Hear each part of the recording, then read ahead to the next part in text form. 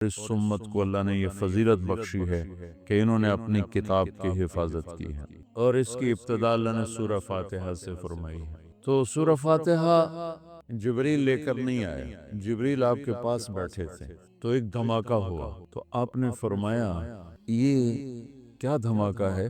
کہ یا رسول اللہ، آج ایک دروازہ کھلا ہے جو پہلے کبھی نہیں کھلا، اور آج ایک فرشتہ آ رہا ہے جو آج تک زمین پہ نہیں آیا، اور ایک کلام لے کر آ رہا ہے جو آج تک کسی نبی پر نہیں آیا۔ تو وہ فرشتہ حاضر ہوا اور آپ کو دو کلام پیش کیے، ایک سورۃ فاتحہ اور ایک سورہ بقرہ کا آخری رکوع آمن الرسول سے لے کر آخر تک۔ ابشر بنورین، آپ کو دو نوروں کی بشارت ہو، سورۃ فاتحہ اور سورہ بقرہ کا آخر رکوع۔ تو ہم تھوڑی سی بات سورہ فاتحہ پر کریں گے کہ میرے نبی نے فرمایا اوتیت المثانی مکان التوراۃ والمائدہ مکان الانجیل والحوامیم مکان الزبور وفضلت بالمفصلات۔ میرے سب سے بڑی کتاب تورات، سب سے بڑی، اٹھانا بھی مشکل تھا، اتنی بڑی کتاب تھی۔ میرے نبی نے کہا اللہ نے مجھے تورات کے بدلے میں سورہ فاتحہ دی تھی، 7 آیات سورہ فاتحہ دی تھی، اور انجیل کے بدلے مجھے اللہ تعالیٰ نے سورہ مائدہ دی تھی، انجیل سورہ مائدہ۔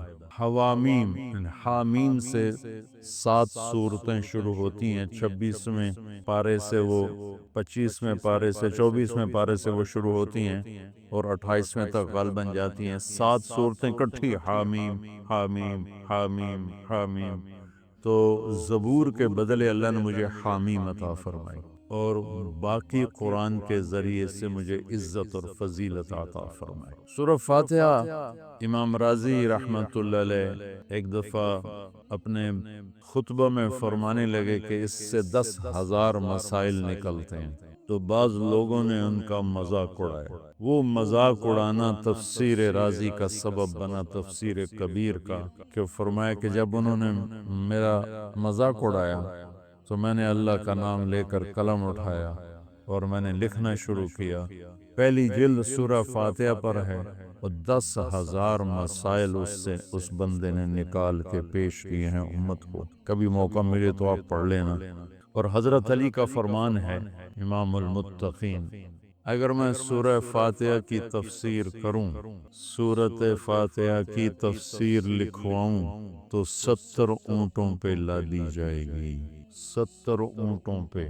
اور یہ خالی دعویٰ نہیں تھا، ایک حدیث اور سنو۔ ایک دفعہ عشاء کی نماز پڑھا کے تشریف فرما ہوئے اور فرمایا آؤ آج میں تمہیں سورہ فاتحہ کی تفسیر سناؤں۔ تو شروع کرتے ہیں بسم اللہ سے، اور بسم اللہ کی با سے شروع کرتے ہیں۔ عربی میں تو حروف کا بھی مطلب ہوتا ہے نا، با کا مطلب بیان کرنا شروع کیا، اور فجر کی اذان ہو گئی، بات چل رہی تھی۔ سبحان، ہم نے تو تم نے تو شاید وہ کتاب دیکھی نہیں، وہ شرح میں عامل الباء للالصاق مررت بزید، ہمیں تو بس اتنا ہی آتا ہے، یا حرف جر ہے، باؤ تاؤ کاف لام واؤ منز مزخلا رب حاش من عدا حتی، کیا ہے حتی الہ، جو من میر زبانی یاد کی تھی۔ تو سورۃ فاتحہ سارے آسمانی کلاموں کا، جتنے آسمان سے کلام اترے، کتابیں اتریں، اس کا خلاصہ ہے قرآن، اور قرآن کا خلاصہ ہے سورۃ فاتحہ، اور سورۃ فاتحہ کا خلاصہ ہے ایاک نعبد و ایاک نستعین۔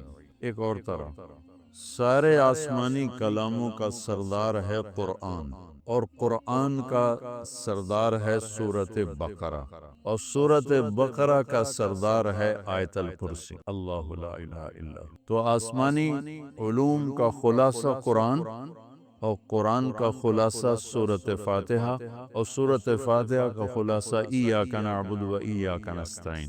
یا اللہ صرف تیری بندگی، یا اللہ صرف تجھ سے مدد، ایاک سارے طرفوں سے، وَإِذَا سَأَلْتَ فَاسْأَلِ اللَّهِ وَإِذَا اسْتَعَنْتَ فَاسْتَعِنْ بِاللَّهِ، ایاک، کہ یا اللہ صرف تیری بندگی، اور یا اللہ صرف تجھی سے مانگنا، تیرے آگے جھولی بھر، دنیا بھی اسی سے مانگنی ہے اور آخرت بھی اسی سے مانگنی ہے۔ اللہ نے ہمیں دنیا پہلے سکھائی، آخرت بعد میں سکھائی۔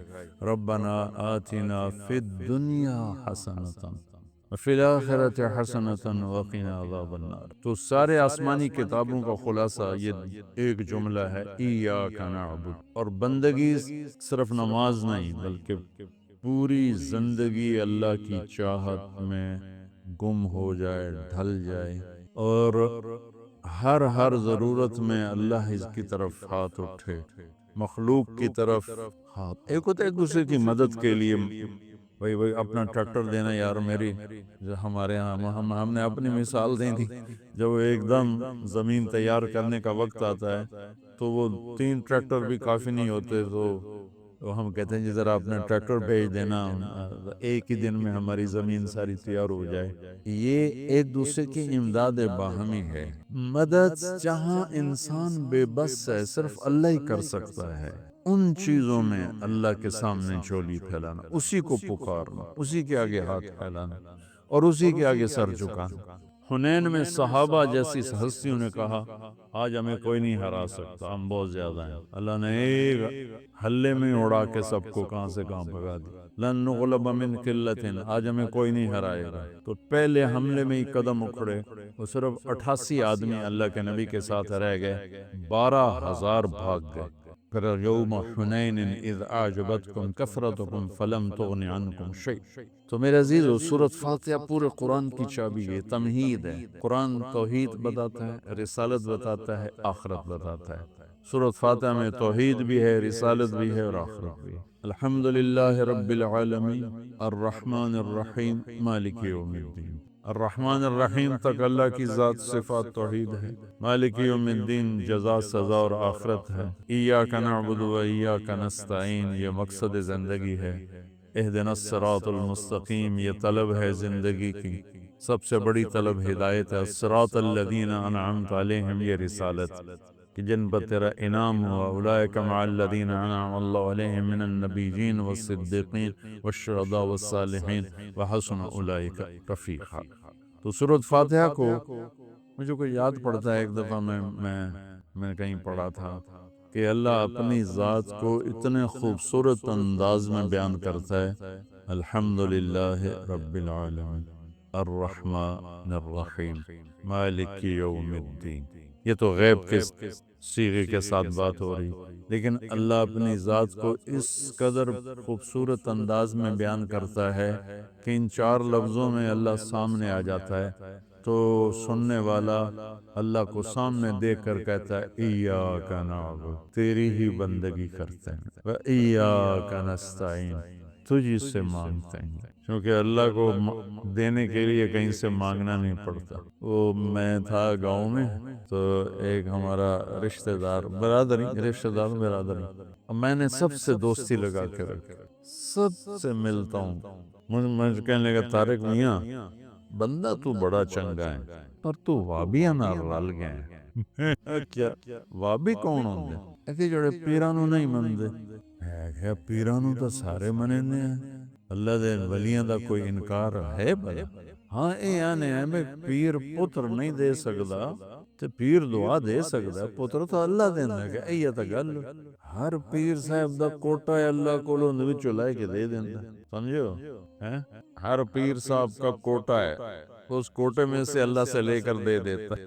علم و باج کرے فقیری کافر مرے دیوانہ ہو، ساسے وریاں کرے عبادت کلو اللہ تو رہے بیگانہ ہو۔ سلطان باہو رحمت اللہ علیہ کے 2 بول ہیں۔ تو ابراہیم علیہ السلام نے آگ میں جاتے ہوئے جبریل اور ہوا کے فرشتوں کو کہہ دیا تھا اما الیک فلا واما الی اللہ فنعم ایاک نعبد و ایاک نستعین۔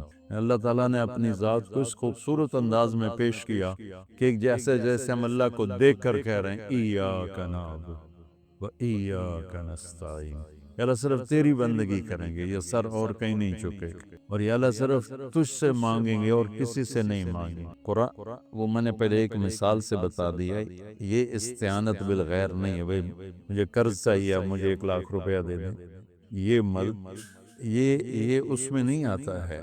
میرے نبی قرضہ اٹھاتے تھے میرے نبی نے جنگ کے لیے تلوار اٹھائی، زرہ پہنی، اسباب کی دنیا ہے، اسباب کا اختیار کرنا اور چیز ہے، اور جن چیزوں میں اللہ کے سوا کوئی کرنے والا نہیں وہ لوگوں کے سامنے ہاتھ پھیلا دینا۔ ہم لیا گئے تو وہاں ایک پیر جگی گدی تھی، تو ان کے پیر صاحب سے ملاقات کی، انہوں نے بہت محبت کی، تو ہم فاتحہ پڑھنے گئے تو وہاں ان پڑھ عورتیں بیٹھیں، پیر جگی پتر دے میں آ، پیر جگی پتر دے میں آ۔ اللہ ان کو معاف کر دے گا، ان کو پتہ ہی کوئی نہیں ہے کہ پتر کون دیتا ہے، وہ سمجھے پیر ہی دیتا ہے، پیر جگی پتر دے میں آ۔ تو استعانت صرف اللہ سے۔ اگر آپ نماز کی عادت ڈال لو نا، آپ پڑھتے ہو لیکن ہر حاجت میں مصلی پہ آ جاؤ، پھر آپ کو ایاک نستعین کا مزہ آئے گا۔ اپنی حاجت نماز کے ذریعے اللہ کے سامنے رکھو۔ ایک بدو طواف کر رہا تھا، یا اللہ تجھے پتہ ہے نا میں بھی بھوکا ہوں اور میری اونٹنی بھی بھوکی ہے، اور مجھے کھانے کو میرے بچے بھی بھوکے اور میں بھی بھوکا۔ ایک آدمی ساز سن رہا تھا تو اس نے جلدی سے اپنے تھیلی نکالی درہموں کی، کہا میرے بھائی قبول فرما، کا پیچھے ہٹ، تو اس سے لینا ہوتا تو اس کے گھر میں آتا، جس کے گھر آیا ہوں اسی سے لینا، چل چل مجھے نہیں چاہیے۔ وہ طواف سے فارغ ہوا تو اعلان ہوا فلاں ابن فلاں کہاں ہے، تو یہ خود تھے، کہا جی میں ہوں، کہا آپ کے چچا کا انتقال ہوا ہے تو انہوں نے اپنی ساری وراثت آپ کے نام کر دی ہے، چونکہ ان کی اولاد کوئی نہیں تھی۔ تو 1 منٹ میں اللہ تعالیٰ نے قبول فرمائے۔ ہشام بن عبد الملک اور سالم بن عبداللہ بن عمر بیت اللہ کا طواف فرما رہے تھے، تو ہشام نے کہا سالم کوئی ضرورت تو بتاؤ، تو وہ کہنے لگے اللہ کے گھر میں ہو کر میں اللہ کو نہ بتاؤں تمہیں بتاؤں، کتنے شرم کی بات۔ تو ہشام چپ ہو گیا۔ ہشام بادشاہ تھا بنو امیہ کا۔ تو جب دونوں باہر نکلے تو ہشام نے کہا اچھا اب تو بولیے، کوئی ضرورت بتائیں۔ تو سالم بن عبداللہ بن عمر، حضرت عمر کے پوتے، کہنے لگے کیا بتاؤں، دنیا کی یا آخرت کی؟ وہ کہنے لگا دنیا کی بتاؤ، آخرت کی میں کیا پوری کروں گا؟ تو وہ کہنے لگے دنیا تو کبھی اللہ سے نہیں مانگی، تجھ سے کیا مانگا؟ ما سألت من یملکھا فکیف من لا یملکھا، جو دنیا کا شہنشاہ ہے، دنیا تو اس سے کبھی نہیں مانگی، تم سے کیا مانگوں گا؟ تو میرے عزیزو، سارے قرآن کا خلاصہ یہ 2 لفظ ہیں، ایاک نعبد۔ امت اللہ کے سامنے سر جھکات، ہر حرام چھوڑ دے، ہر حلال پہ آ جائے۔ بندگی صرف نماز نہیں ہے، بازار کی بندگی کیا ہے؟ سچائی، ناپ تول کا پورا ہونا، وعدے کو وفا کرنا، کھوٹ ملاوٹ سے بچنا، یہ بازار کی عبادت ہے۔